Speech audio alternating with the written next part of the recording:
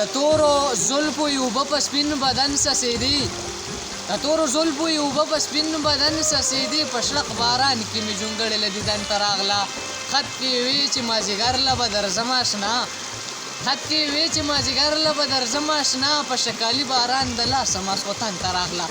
السلام علیکم ګرانو کتونکو جنون عثمان خیل یم. امید لرم چې ټول به روغ جوړ او خوشحاله وئ. کتونکو باران وشو، ډېر ښکلی موسم دی، اوس هم نری نری باران سټارټ دی. تاسو وینئ اوبه هم غرونو باندې چې کوم باران وشو د غرونو اوبه ټولې سمې ته راغللې را روانې دي خوړ کې. تاسو وینئ ډېر ښکلی موسم دی، اوس هم دا نری نری باران سټارټ دی. نو کتونکو زړه مې غوښتل چې تاسو سره خپل غزل شریک کړم. او کتونکو غزل در سره یو نوی ټایپ شریکوم. غزل هغه څه داسې دی چې مطلب ما چې کله شاعري سټارټ کړې ده تقریبا د 3 کالو مخکینی زوړ غزل دی، خو لومړني ځل چې کوم غزل ما لیکلی و نو هغه غزلو کې دی. نو تاسو به راته بیا تاسو به وګورئ چېرې مطلب غزل ښکلی دی که نه دی ښکلی.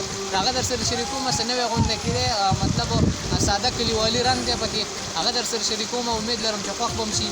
غزل څه داسې دی چې په ناز ادا غر ته ختله ولې په ناز ادا غر ته ختله ولې د غم سندره یې ویله ولې په ناز ادا غر ته ختله ولې د غم سندره یې ویله ولې ما ویل ماله به زړګی راکوي ما ویل ماله به زړګی راکوي دی ویل څه پکې حوصله ولې یارانې ته دې زړګی نه کېدو یارانې ته دې زړګی نه کېدو پاڼه د خط دې ښکلوله ولې بیا خو یې چمته په قسمم نظم بیا خو یې چمته په قسمم نظم زه چې ورتلم دا پټېدله ولې ریباره ما پسې خفه چې نه وه ریباره ما پسې خفه چې نه وه نو بیا په چغو ژړېدله ولې ریباره ما پسې خفه چې نه وه نو بیا په چغو ژړېدله ولې او جنونه ښه ده چې پیریان پې راځي جنونه ښه ده چې پیریان پې راځي په کشمالو کې لوبېدله ولې.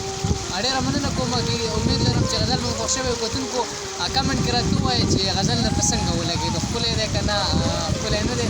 دا په تاسو باندې کمنټ کې راته ووایئ، ځکه چې تاسو ته خو ما وویل لومړني غزل دی. امید لرم چې خوښ شوی وم. ساده غزل و، کلیوالي رنګ پکې و.